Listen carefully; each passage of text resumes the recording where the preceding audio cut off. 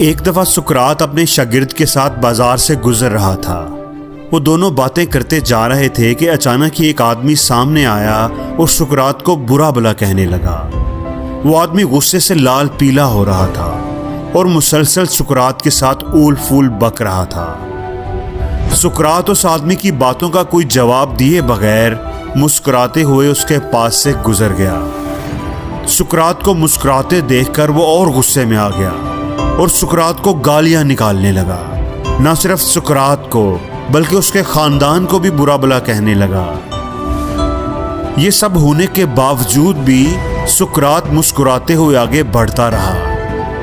جب اس آدمی نے دیکھا کہ میری باتوں کا سقراط پر کوئی اثر ہی نہیں ہو رہا تو وہ منہ ہی منہ میں بڑبڑاتے ہوئے ان کے راستے سے ہٹ گیا۔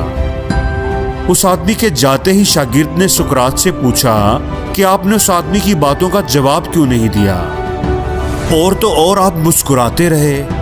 کیا آپ کو اس کی کوئی بات بری نہیں لگی؟ کیا آپ کو اس کی باتوں سے دکھ نہیں ہوا؟ سقراط نے شاگرد کی طرف ایک نظر دیکھا لیکن اس کی بات کا جواب دینے کی بجائے اسے اپنے پیچھے آنے کا اشارہ کیا۔ شاگرد خاموشی سے اس کے پیچھے چلنے لگا۔ وہ دونوں چلتے چلتے سقراط کے گھر تک پہنچ گئے۔ شاگرد کو باہر رکنے کا اشارہ کر کے سقراط اندر چلا گیا۔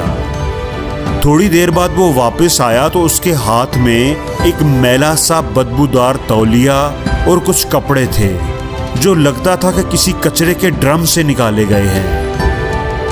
سقراط نے وہ تولیہ شاگرد کے ہاتھ میں تھمایا اور بولا کہ یہ لو، اس سے اپنا ہاتھ منہ صاف کر لو اور یہ کپڑے پہن لو۔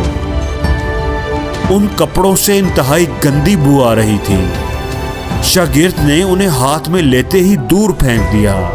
میں انہیں کیسے پہن سکتا ہوں؟ یہ تو انتہائی گندے اور بدبودار ہیں۔ سقراط نے کہا کہ جس طرح تم ان میلے بدبودار کپڑوں کو قبول نہیں کر سکتے، بالکل اسی طرح میں بھی کسی کے بدبودار الفاظ کو کیوں قبول کروں؟ اگر کوئی بغیر کسی وجہ کے آپ کو برا بھلا کہتا ہے اور آپ اس کی باتوں سے پریشان ہو جاتے ہیں، اپنے کام چھوڑ کر اس کی ان فضول باتوں کے بارے سوچنے لگتے ہیں، ان پر غصہ کرنے لگتے ہیں، تو یہ بالکل ایسے ہی ہے جیسے آپ نے اپنے اچھے اور صاف ستھرے کپڑے اتار کر کسی کے دیے ہوئے میلے کچیلے بدبودار کپڑے پہن لیے ہوں۔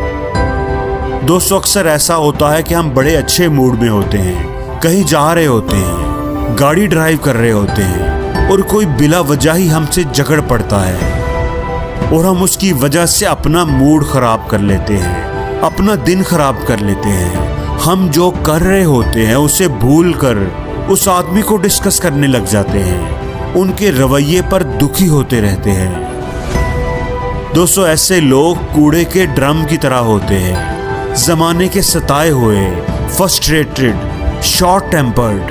ایسے لوگ ذہنی طور پر بیمار ہوتے ہیں۔ انہوں نے اپنی فرسٹریشن کسی نہ کسی پر تو نکالنی ہوتی ہے، اپنا کچرا کسی کے اوپر پھینکنا ہوتا ہے۔ اس لیے آپ ایسے لوگوں کا شکار ہرگز نہ بنیں۔ اگر کوئی کوڑے کا ڈرم آپ کو نظر آئے تو اس سے بچ بچا کر مسکراتے ہوئے اس کے پاس سے گزر جائیں۔